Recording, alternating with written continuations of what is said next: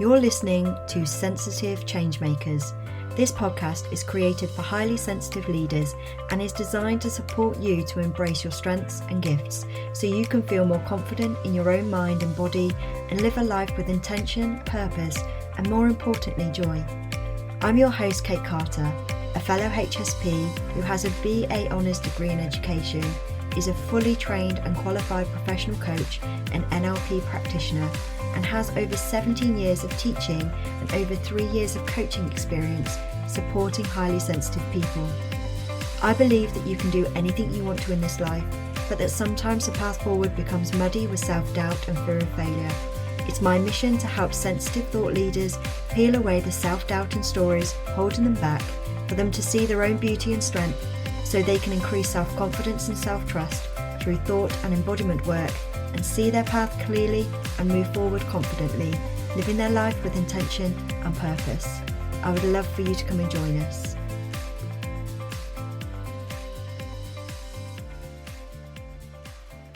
Hello, before we start our lovely conversation with Monica, I really just wanted to come on and apologise for the sound quality for this one. Monica sounds absolutely amazing, which is great. That's the important part.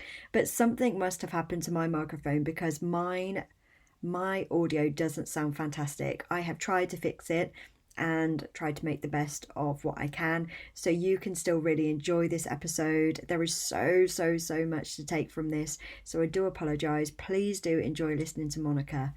Thank you. Hello and welcome back to Sensitive Changemakers. As always, I hope this episode finds you well. I am very excited to be doing another podcast episode with a guest speaker. This is such a wonderful way to do these episodes. I had my husband listening to these the other week and he said, Kate, you're so much more natural when you have somebody on. I said, yeah, because we get to bounce ideas off off each other. So I am so happy to introduce Monica. Now, I'm going to read out her bio because I think that explains exactly what she does, and then we'll delve into getting to know her even better. So Monica Valentine-Reynolds is an entrepreneur, brand and marketing strategist who helps solopreneur service providers authentically set themselves apart online and make the competition irrelevant. Using her HSP traits, Monica helps clients tap into more of who they are to express themselves through their brands with clarity and authenticity. In 2024, she established the Highly Sensitive Entrepreneurs Facebook group, which aims to help other HSPs find resources, encouragement, and a community of like-minded individuals.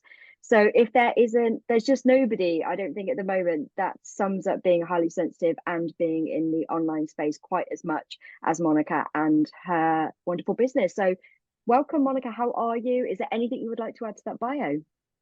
Hi, Kate. Thank you so much for having me. I'm so excited. When I found you online, I was just drawn into your brand, and you have what I would call a magnetic brand, and it really spoke to me. So that's what I would like to add. I don't know if there's anything that I would add to my bio, but I'm sure people will learn a lot more about me in this conversation. Of course, it's not about me. I want to make this fully about the HSPs out there who may be looking to establish their own business or get further along in their business. And I hope that my story can help them. Yeah, thank you so much for your kind words. And I think what you've said there is absolutely crucial. I think even now there are so many stories I hear of really gifted, talented, hardworking, enthusiastic kind of HSP people who don't feel that they fit in, or they kind of do something in terms of online businesses and then pull back because there's so much noise and they find it overwhelming. So I think this is going to be such an interesting conversation. So thank you so much for joining us. And to start off, just kind of talk to us about your business. How did you get to where you are? Oh, wow. It was a really winding path. So I grew up as an artist. I've been drawing and painting since I could hold a pencil. That's the only thing that I really knew that I was good at by the time I graduated high school. And I thought, what am I going to do with an art degree? I just wasn't sure about my direction. So I actually ended up as a newspaper reporter in my early 20s. Everyone in the newsroom had a master's degree in journalism, and I didn't even have a degree. And somehow it worked. And I ended up getting an Associated Press award 6 months into my journalism career. And my beat was arts and entertainment. So I was interviewing entrepreneurs, and they were all creative people. They were full-time artists, filmmakers, actors, playwrights, you name it. And it was really inspiring to me to see these people who were following their dreams just wholeheartedly. And as a creative person myself who didn't see that as an option, when I was considering what I would do for my life, I was really inspired by them, but also it just filled me with so much joy and it was so meaningful to me to write their stories and get more people aware of them and caring about what they were doing. So I realized I had a real passion for helping entrepreneurs to further their vision of their life and their career. And so interestingly, simultaneously, I was learning about online marketing on nights and weekends, not because I ever imagined it would be a career, but just because I was really fascinated by it. So I love the idea of the internet as a communications tool. Communications is very integral to who I am, and being able to be creative in that way. And so I was so fascinated by it, and I was like creating brands for myself, like fictional brands, really. And I was developing websites for myself, email funnels, like all kinds of marketing before anyone even knew what online marketing was, pretty much. This was back in 2005. Okay. Mm. And so 7 years go by, and I've been doing this for 7 years for myself as this crazy hobby. And I realized that people had all these questions. I went to a networking event and I thought, I'm going to hang my shingle out. I'm going to start my business. Um, I'm going to go out there and I'm going to be a writer, but in my own business. That was my vision. So I went out to a networking group and people were thinking that I was a copywriter, which I didn't really put that label on myself. But because they saw me as a copywriter, they had all of these marketing questions which I was able to answer in great detail. And people kept being like mind blown about the things that I was sharing. And I realized, oh my goodness, people need the things that I learned how to do all this time. And it's so funny that I didn't see that at the time, but it was this big light bulb moment. And that's when I really started my business was in 2011. So yeah, long winding path. That is, yeah, that is an incredibly long, winding path. And like you said, 2005, that is way before anybody was really thinking about how to do it. And I know obviously it's changed over the years and different things kind of work that didn't back then, etc. So how has your business evolved, and are you doing the same thing you were doing then? How have things changed for you? It has evolved quite a bit. So, initially, I was doing a lot of blog content writing for people, and then that led to email marketing with blog writing, which eventually morphed into people wanting social media services. And as someone who's also been doing web design since 2005, it eventually came into play as well. So at a certain point, I had sort of an agency model where I was doing all the things for people. And people would come to me and say, I need email marketing in my business. And I'd say, great, let's do it. Or they'd say, I'm launching a course, help me out. Great, let's do that. What I realized is that at a certain point, online marketing and your ability to get the results that once were, it slowed down. So, back in 2005, you could just have an online presence and it didn't even have to be a good one, and people would want to work with you. And then at a certain point, I realized that doesn't work. You have to get way more strategic. And what is missing from the strategy? So I started to sort of reverse engineer everything that I'd been doing over the past few years and seeing what's not working and what could I do better to help my clients. And so now, rather than doing piecemeal services, I help people with a process to get them fully strategic with a foundation that sets them up to have their marketing work for them to deliver a return on their investment in their marketing. A lot of people are doing marketing, but it's not getting results. So we go back to the drawing board, we start from scratch, and we fill in all the gaps so that they have a very clear strategy that sets them apart as different and that their services are highly desirable to their ideal customers. Mm. So instead of kind of just summarizing that, so instead of looking at just one specific marketing tool or one specific marketing aspect, you're looking at the person themselves and the kind of brand and the strategies, maybe one strategy, multiple strategies they're using rather than the tool itself. Does that make Yes. sense? So to make it more clear, there's 4 stages that we go through to get them from overlooked online to fully booked. So it starts with their offers. A lot of people are somewhat unclear about offers, just like I was in my story. You probably heard that. Like I just would do anything for people, basically. And it's really hard to message around that and to be known as the go-to person for anything when you just do whatever people are looking for at any given time.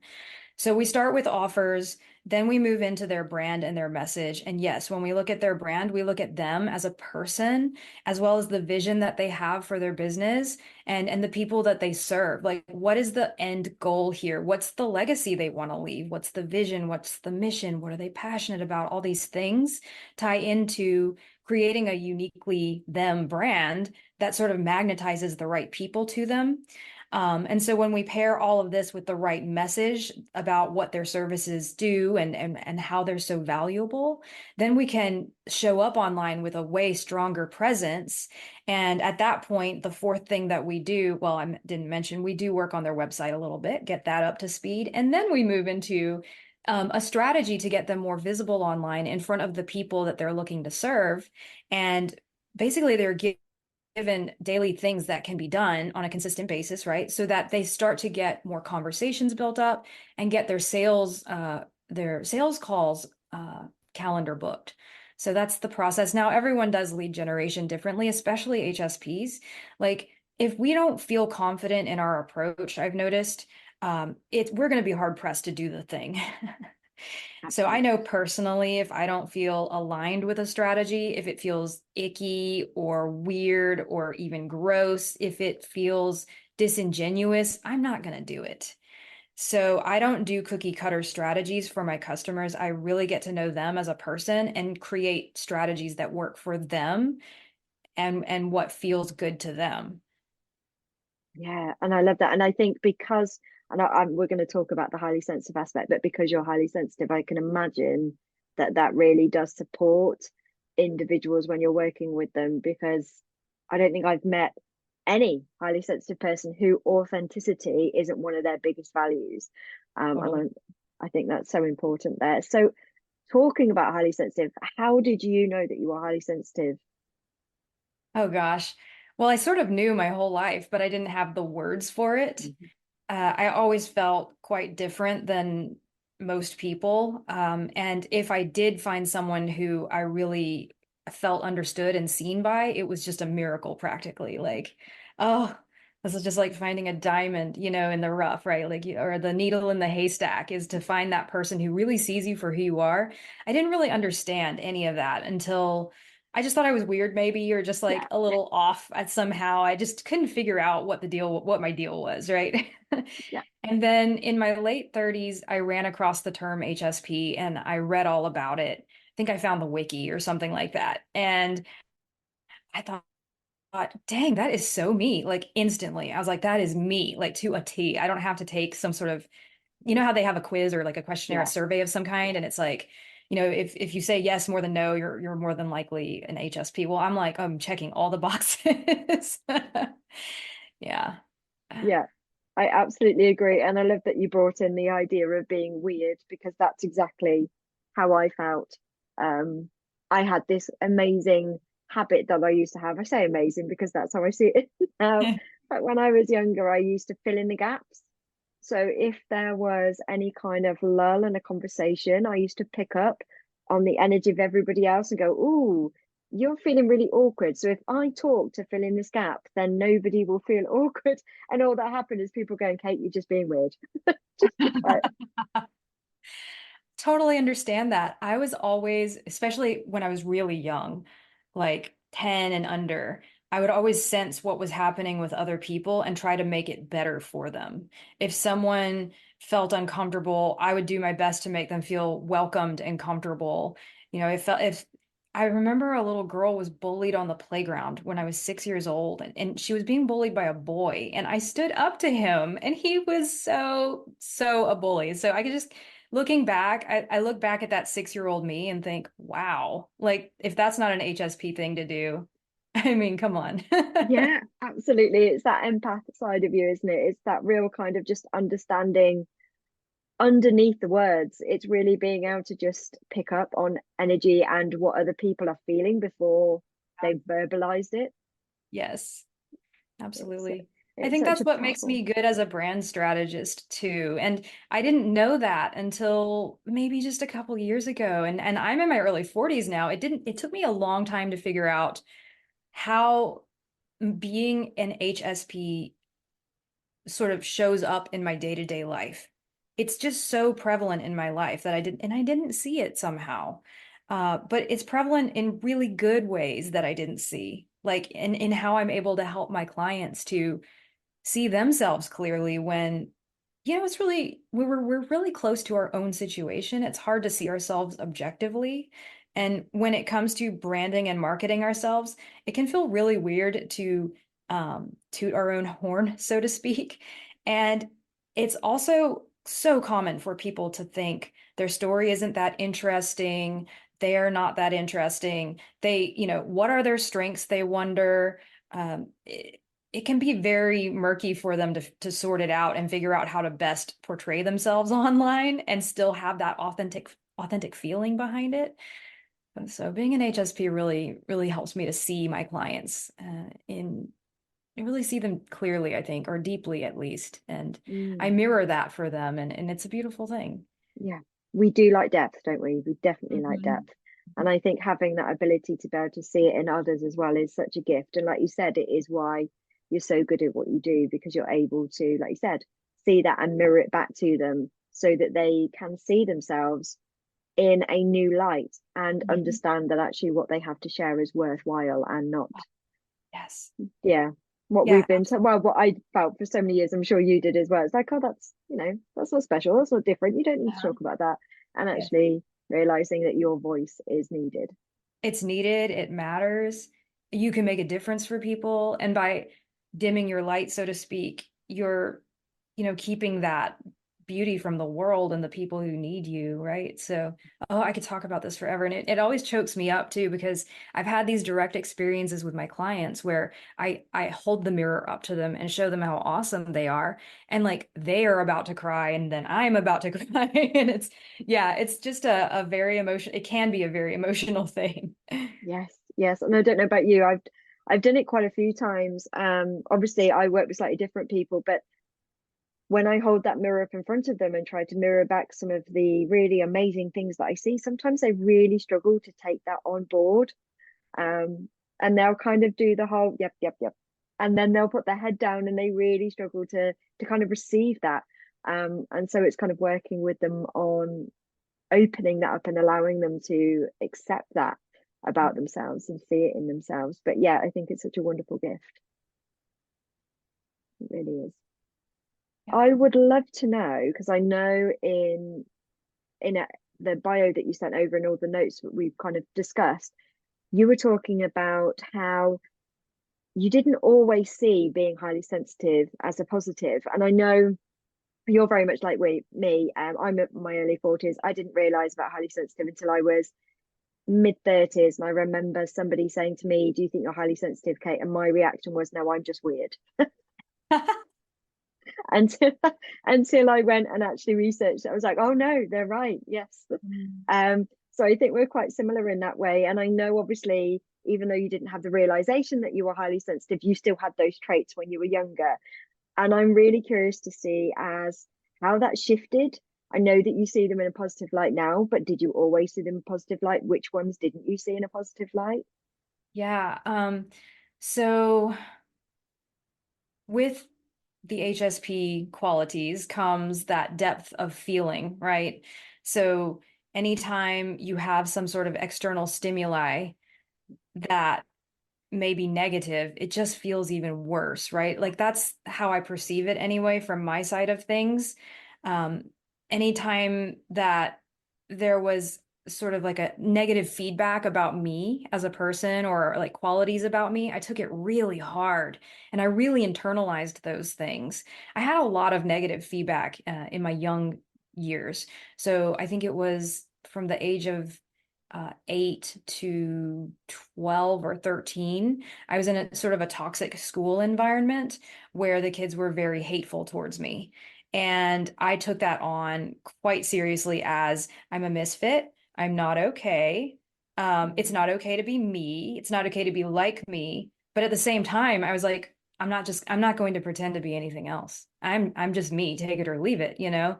So I think that when it comes to the qualities that I didn't like in myself, it was that I felt so deeply about the feedback that I was getting from my peers. And I thought that if I didn't take it so hard, I could win them over, so to speak. Like, you know, if I took a different approach, then I could just be like one of them. I could be one of the crowd, right? Because everyone wants to fit in when they're young.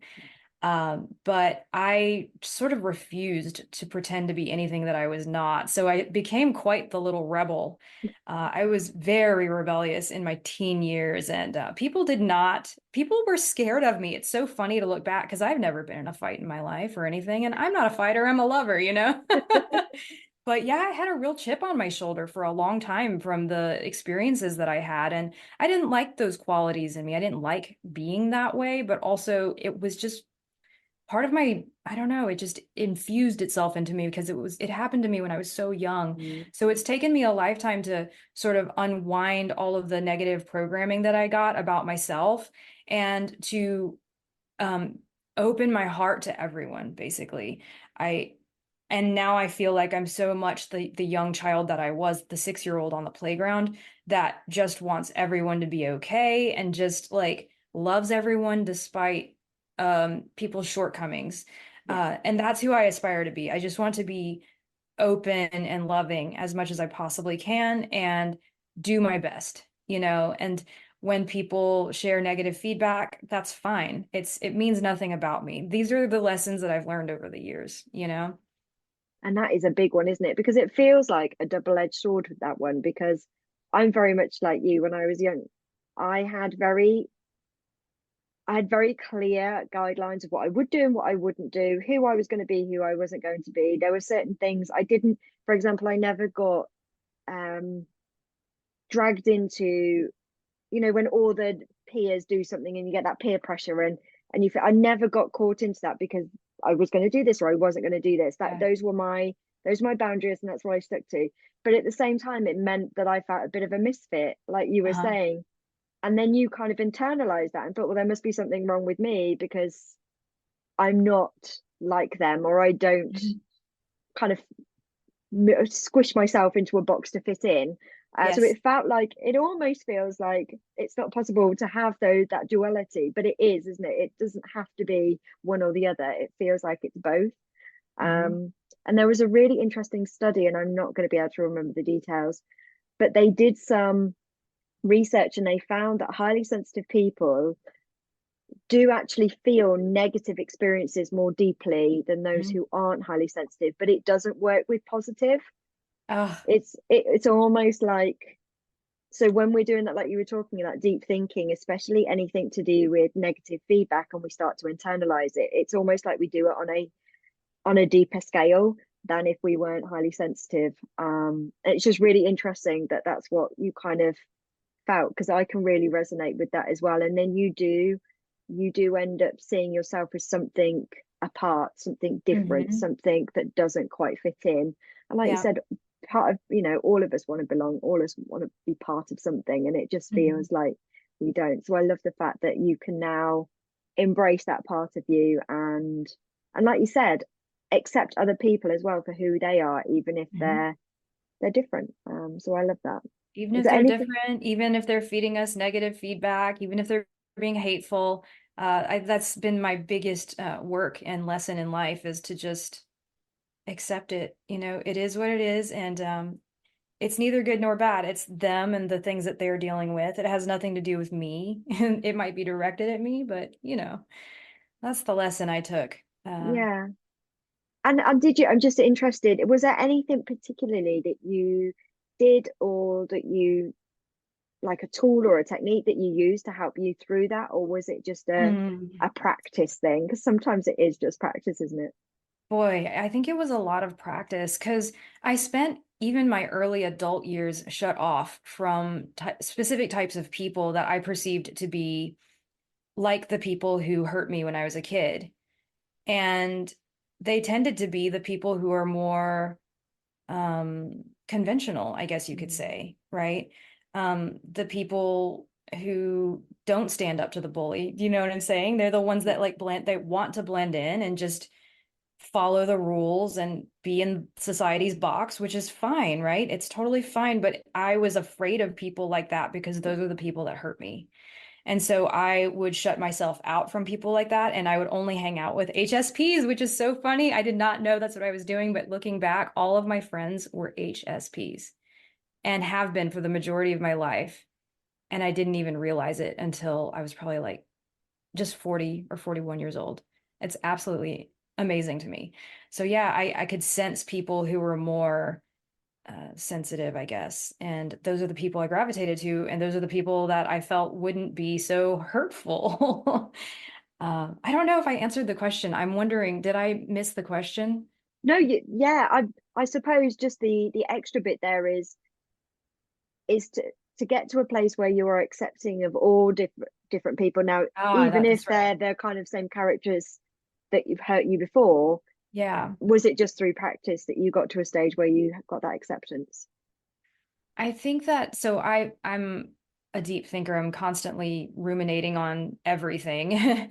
And anytime I had an experience, good or bad, I would reflect on it and consider um, what this means in a bigger context. Yeah. So, for example, in my interactions with people that I would perceive to be the kinds of people who wouldn't be accepting of me, right?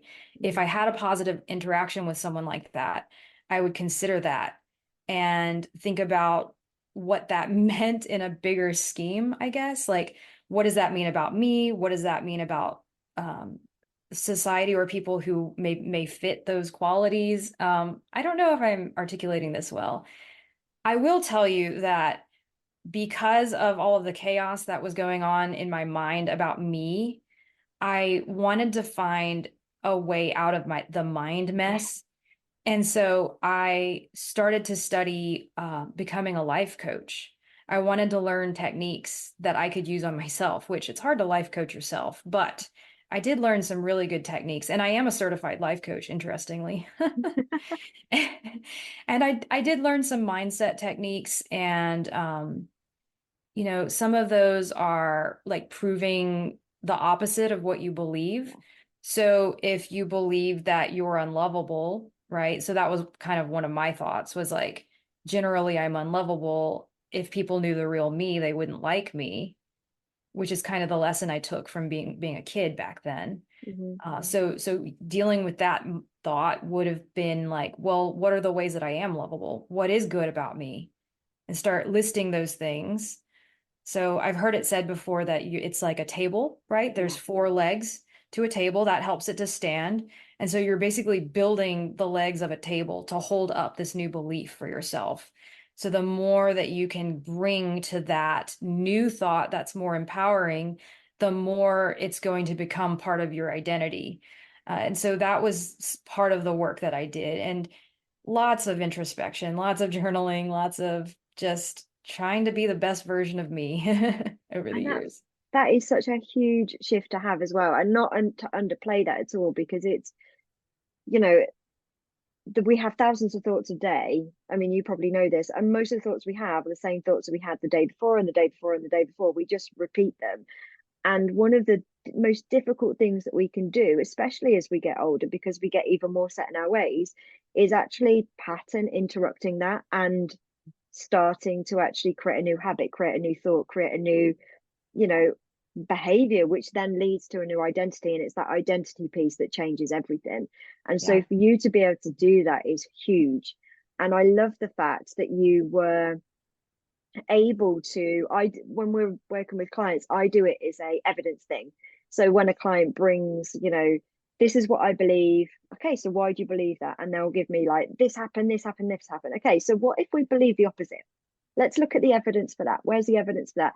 And that's kind of what you've done there, is you've brought the flip side of things to it, and you've brought the evidence for that along with you. And to have the, sorry, I'm so passionate about this because it's not easy to do, but to have the open mindedness and the vulnerability and the courage to be able to have that approach to yourself, to life, to seeing what comes up is big for anybody who's listening. It's such a big shift because so many people, and the more I do this, the more I find them as well. So many people are so scared of doing that. They'd rather stick with the same thought patterns, stick with the same identity, and Mm-hmm. be unhappy than actually open a new way of looking at things and shift perspective. Because Oh, for some people, it's just too scary. yeah. I never thought of it like that, but I can see that that would be a challenge for people. I think one of the things that allowed me to work on myself in this particular way is knowing how my current way of thinking and being in the world was holding me back. Mm, And it was just too painful to be held back any longer than it was to look at how can I make this better for myself.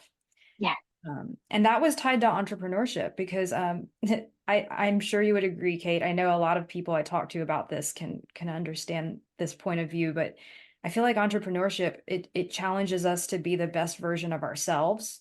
Because if you're going to be a leader in your industry, if you're going to help a lot of people, as HSPs, I imagine we all want that, then we have to be able to stand in our own power and we have to let go of anything that's holding us back from being that leader that can really make a difference for other people. And so there's that part of it, but there's also, let's just say you don't aspire to such big things now. There's also the fact that if you want to grow and sustain a business, you still have to be another level version of yourself. You know, anything that tells you that you're not good enough, you're not capable, you're not likable. Like these are all the thoughts that went through my head. How is that going to help me as an entrepreneur? And how is it going to hold me back? yeah. Those were big questions that I had. And that's the reason why I started working on myself like I did all Yeah. these years. Most And likely, again, I mean, I'm sure I would have done it anyway, but I really feel entrepreneurship was the vehicle for that. absolutely. I over the years I've had so many people say, I think everybody should start a business just for the personal development aspect that you have to go through in order to start and run a business, because it is, like you said, it forces you to look at yourself in a way that you've probably never looked at yourself before, and you do have to face things head on. And like you said, again, to have that openness to say, right, this is actually the way that I'm thinking this, or the way that I'm behaving this is actually preventing me from getting towards my goal. So what are my options here? I can continue to behave like this and nothing will change, or I can internally shift some things, Mhm. think in, shift some thoughts, create some new habits, which will support a new identity, and then that will create a new future. And just having that, I think, is huge. And like you said, it goes double for being an entrepreneur and having your own business. And I love the fact that you have, I think everybody listening can really appreciate how highly sensitive Monica is, just through the depth of what we're discussing here. Like we've really gone into the detail about different aspects of how being highly sensitive can play out, and the shifts that you need to make. And I can imagine that anybody who works with Monica, just having you next to them to guide them through the process is going to be really supportive. So my next question is, how do you feel being highly sensitive allows you to support highly sensitive clients? Does that make sense? Oh, absolutely. So one of the things it's kind of outside of being HSP, and then I'll speak to the HSP part. One of the things that I know supports my clients is the fact that I've been in business for 13 years, full time for 13 years. That's a big, long runway of experience that I'm helping my clients with. And I'm very much dedicated to my clients and to their growth. One of my top values is developing people. It's part of my mission. It's part of my purpose, which is a big deal to me. And like Hmm. purpose is really huge to me. And so part of helping my clients comes with getting to know them. This is the HSP part, getting to know them on a deep personal level. Like, what are their values? What are they excited about? What's holding them back? And then how can we address that with my giant toolkit of experience and skills? Yeah. And I do have a process that I take my clients through when it comes to the offers, the brand, the message, their website, their lead generation, and some of that has a very mindset oriented quality to it, right? Like you can either hold yourself back or run really quickly towards a goal based on where your head is at. Hmm. And so we do at times talk in a coaching context. There have been times where I've asked my clients, "Do you mind if I put my coach hat on right now? I've been in consulting mode, but I can put my coach hat on if we need this, and we'll go there if we need to." Um, and so I'm bringing a lot of skills and experience to the table for my clients and serving them as a person, not just as like some brand, so to speak. Like, yes, they have a personal brand that we're developing, but they're a human behind that brand. And so I'm serving the human. Yeah. Again, I think just what you've spoken about there, just having 13 years of experience, I think is, should I say, almost unusual in the online space. Although I I do, feel go like on, it's sorry. a little out of left field for people when I tell them that. They're like, wait, what? I can't believe that Absolutely. much time has gone by either. It's been amazing that how much time has gone by. Mhm. And like you said, just that huge toolkit that you're bringing and all of that experience and expertise. So on one hand, that's going to help anybody. And then Yeah. you've got this extra layer of just understanding what it is to be highly sensitive Yeah. and really being able to hold up a mirror to somebody. Because I know when I first started, it felt like, so I kind of started, I say playing around with the idea of a business in 2018 because I didn't start making any money until 2020. Um, but when I first started, there was so much noise and it was very much, it felt a very much extroverted place. And Mhm. I felt that I had to be loud and leery and just um, doing all the visible things and being everywhere. And it just completely overwhelmed me. Uh-huh. Um, and like you said, I had to do quite a lot of the mindset stuff just to actually stay in the online space and not just go, no, this isn't for me, it's too much. Yep. So I can imagine that just having you holding, almost like metaphorically holding somebody's hand through that process and saying, just because they're doing it like this doesn't mean you have to. Exactly. Oh, I love that you said that. I tell my clients that all the time. Like we're not going to put you into a box. We're going to figure out what works for you. Another thing that my HSP clients will really love is the fact that throughout this process, they get documents that clarify their strategy. So they have a brand document. It's called the brand map. It's all about how they show up visually and in communications, like what's the character of their business, so that they're showing up consistently no matter where they are online.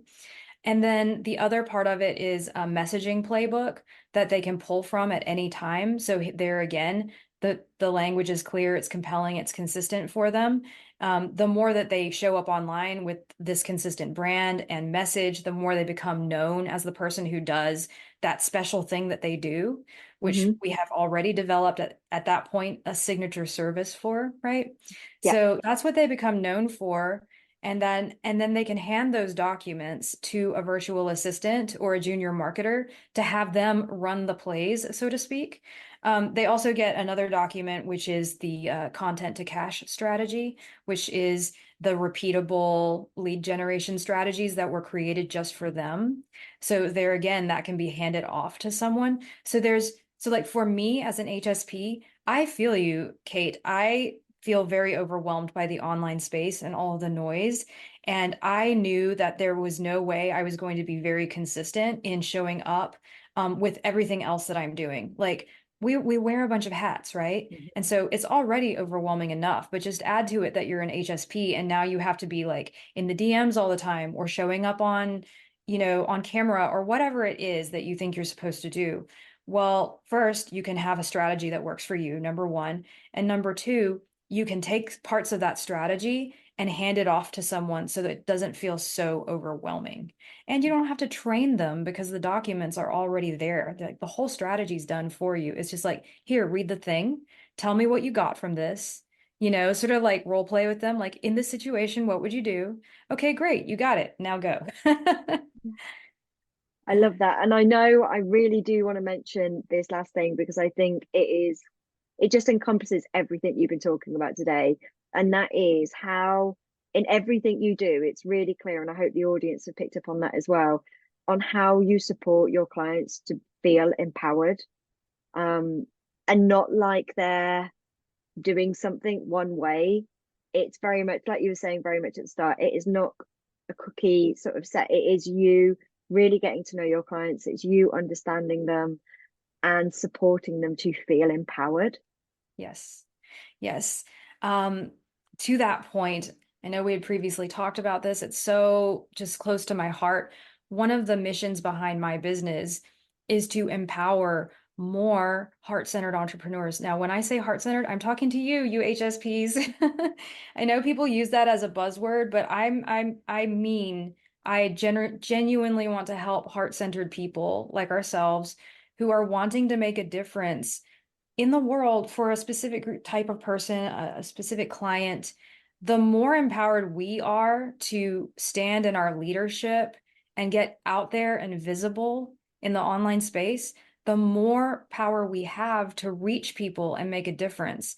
And the more of us who are out there empowered, making a difference, the better off everyone is going to be. So that chokes me up. That's my mission. That's what I'm here for. And I feel as listening to you, it's like, yeah, that hit me right there. It is so absolutely true. And like I've said before, there are so many people, and it does really upset me when I see amazing people give up in the online Yeah. space and think, no, I can't find my place, or I'm being told to do this and it doesn't feel right. And instead of finding somebody beautiful like you who could help them work it out in their own way, they kind of just go, no, I'm done. And they go off and go back over to their 9 to 5 or go and do something else. And it's just really heartbreaking because we need more of those voices. Absolutely. Absolutely. There's so many people out there who are just about taking and not being of true service. I hear stories all the time about people who, are just like very disingenuous and they're really great marketers, but they're Yeah, not in business to help people. They're in business to help themselves. So yeah, we need more HSP yeah. leaders in the world. Yeah, we need that depth. We need those voices, absolutely. And I know listening to this, a lot of people are going to want to know more about you. So where can they find you? Well, I know that you said you're going to put a link in the show notes. So I will tell you, you can find me on my website, voxpopmarketing.com. A lot of people are like, wait, was that a V or a B? It's a V, VOXPOP. So that's in the show notes, voxpopmarketing.com. Over there, I've got a blog with lots of awesome content that can help you to see where to focus your efforts so that you're getting faster. You're basically getting on a path towards quicker return on investment from your marketing. That's what I help people to do. Because a lot of people are doing dead end marketing. They're chasing like shiny objects, although they don't realize that's what they're doing. They're just going down dead end paths a lot. I help people to take the most efficient route to marketing that gets them like clients booked and getting their business built up. So check out the blog. There's free resources as well on the homepage that you can find. And I'm here for you too on a one-on-one call. I do a 30-minute strategy session called the Fully Booked session, where we talk about what your existing situation is with your marketing, your business, and I help you to get clear on where to focus your next steps so that you're no longer doing that dead end marketing, but you have a clear path to what to do to start, getting those clients booked up for you. So that's totally free. You can book a call with me from my website, and I would love to chat with anyone who would, like to go down that path. And my last question, do you work one-on-one or do you work in groups? How do you work? Yeah, so right now I do one-on-one. I offer done for you services, which a lot of people are not doing as much these days. So someone with my background, like I've been doing marketing since 2005 and I'm still doing done for you, is kind of unheard of. And I also do done with you, where I take my client by the hand, that, like as you said, Kate, and I walk them through the whole 4-step process to going from overlooked to fully booked. So it's either I'll do it for you, or I'll walk you through it, and you're learning skill sets along the way that you can carry forward for the rest of the life of your business, which is a really great, empowering thing for sure.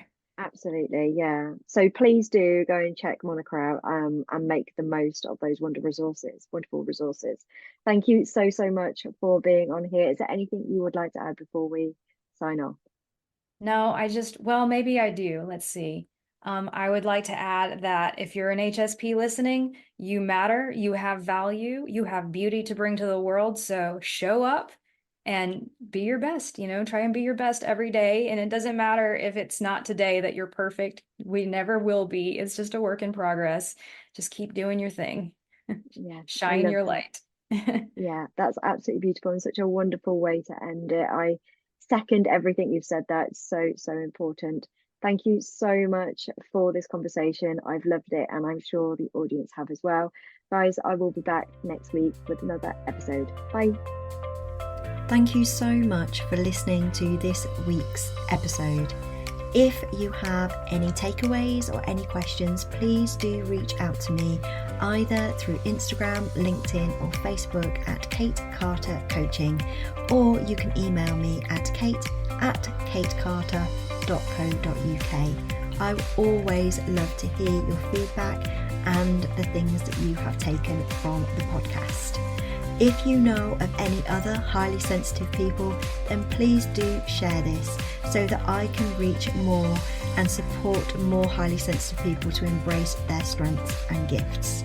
As a thank you, I will pick a winner every month for a free 50-minute coaching session with me. Thank you so, so much.